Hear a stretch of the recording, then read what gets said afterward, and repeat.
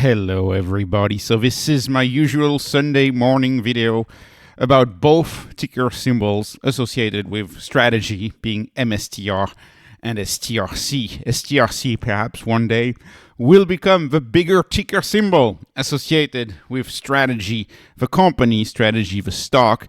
Saylor, of course, today tweeting back to work, and the main topic of my video today is going to be capital gains. When do you take them?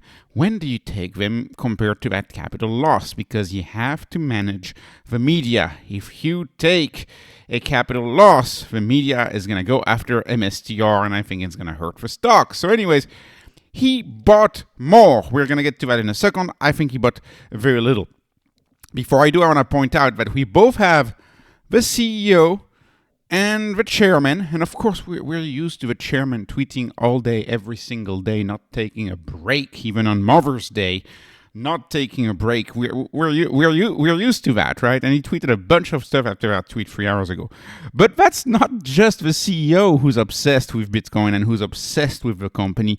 Not just the chairman, sorry. I meant to say the CEO too. The CEO too. On a Sunday morning, Mother's Day, the CEO goes on a back-to-back Twitter thread about how the company is amazing and about how he's excited about the software business.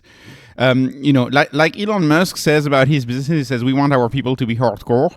Like this is a good thing. I want my CEO to be obsessed with a company on a Mother's Day Sunday morning. That's what I want. And when I look at it, of course, the CEO emphasizing, we need to unpack what he said here, but emphasizing that the company is a long-standing company. It's registered with all of the entities you could imagine as far as stock exchange goes, and that's why they're able, of course, to do STRC. But also the CEO at the end of his thread being very excited about LLMs, talking about their Mosaic business and about how they kind of work as a layer built on top of hyperscaler, built on top of data warehouses like Snowflake, for example, as like a single source of truth and a next evolution of business intelligence.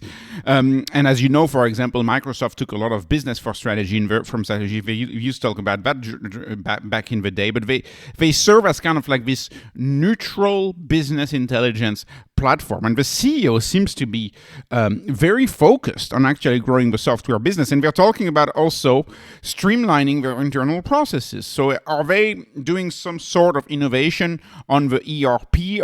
Are they building their own operating system for the enterprise with AI, with the use of AI?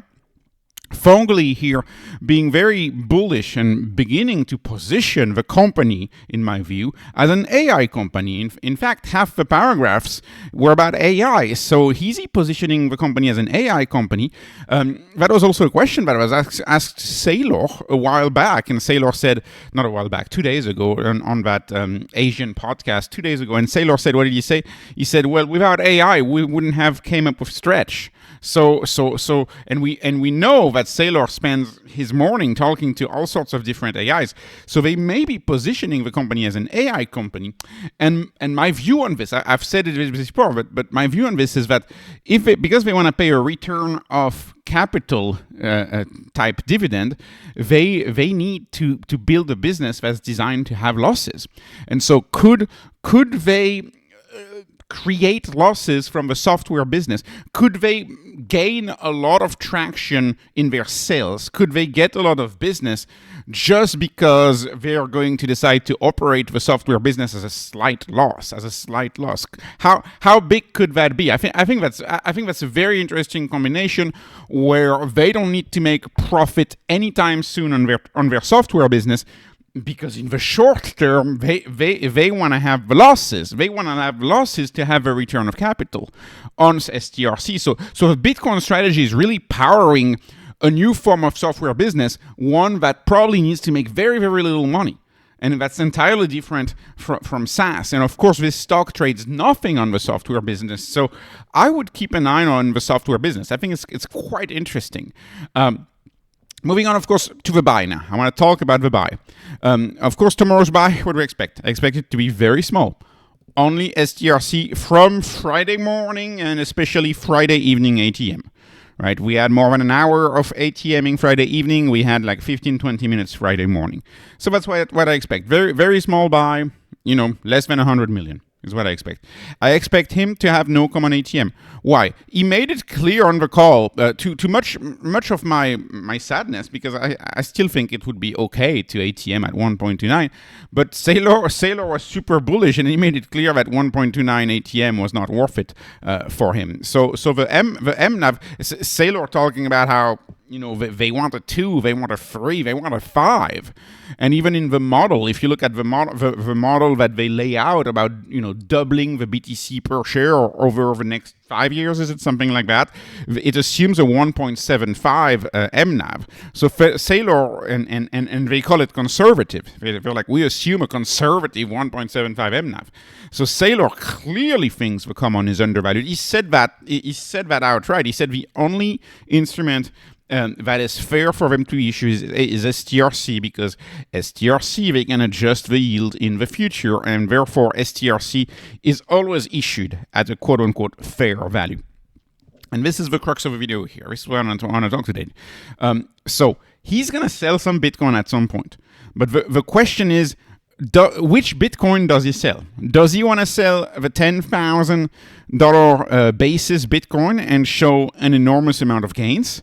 Or does he want to sell the losing Bitcoin, the tax loss harvest, the losing Bitcoin? So does he want to sell the Bitcoin that he bought in the 110s, in the 120s, and actually show a loss, right? Actually show a loss.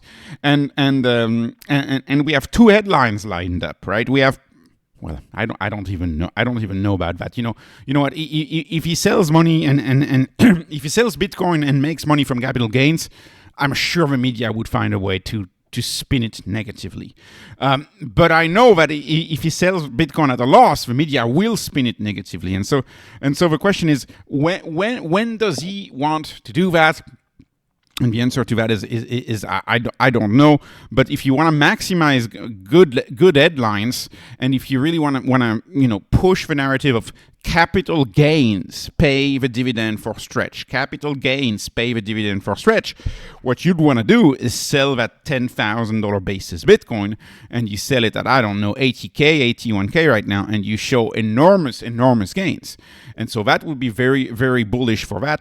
And maybe at the end of the year, right before the end of the year, you sell potentially at a tax loss the Bitcoin that you bought at 120. But here's the thing: if Bitcoin is running back up, like it seems it is, if Bitcoin goes back to 120, there is no tax loss to harvest.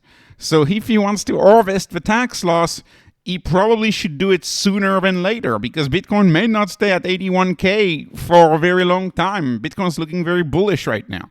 So my guess, if I were a betting person, which I'm totally not, that's why I invest in strategy, because I'm not a betting person. And strategy is, I believe, one of the most conservative enterprises out there. I know that's going to shock some people, but anyways, I would probably take the loss first. Stop the bad headlines. We already have so many bad headlines, so take the loss first. Go for the bad headlines. And then once we have the twice a month dividend in July, right? Once we have a more bullish market, then that's when you double down and you're like selling some 10K basis Bitcoin, and you show like an enormous gain, right? Because he has $2 billion of tax loss to potentially harvest. So get over with it is what I would do. And then maybe the market is hot in September, and maybe in September, like, stun the market and show a $2 billion gain because you sold some of the 10,000 cost basis Bitcoin. And then, of course, that would have no impact on the bottom line because, like I said, there's $2 billion of tax benefits to pick up right now. Then you can just have a capital gain, and it would be offset. I don't know if that makes any sense, but it's a new game that they need to learn how to play, and they need to learn how to play with the headlines. How's Bitcoin doing? Bitcoin is doing perfectly right now. We are at a 50 on Fear and Greed. That's right what I like. That's right in the middle. We're not overheated like AI. It's not like AI, which to me has run not NVIDIA, but to me a lot of the adjacent names have run way too much. To me, too much too fast. I mean, they may be fairly valued over a long run, but to me it's run too much too fast. To me, Bitcoin clearly looks like the value at 81,000. We went as low as 60K. We went as high as 126K. We're kind of like a lower end of the range. It just looks very good to me. And it seems, by the way, and I'll conclude with this, it seems like the market has grown numb to the Middle East headlines. There's also headlines about some cruise ship somewhere with some issue. I'm not going to say what. But the market seems numb to some of these issues, right? It seems numb to some of these issues. It seems to have moved on.